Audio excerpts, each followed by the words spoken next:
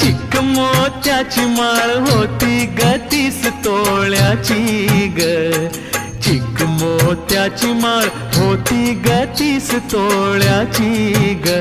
जसा गणपतीचा गोंडा चौरंगी लाल बावटा ग, गणपतीचा गोंडा चौरंगी लाल बावटा ग.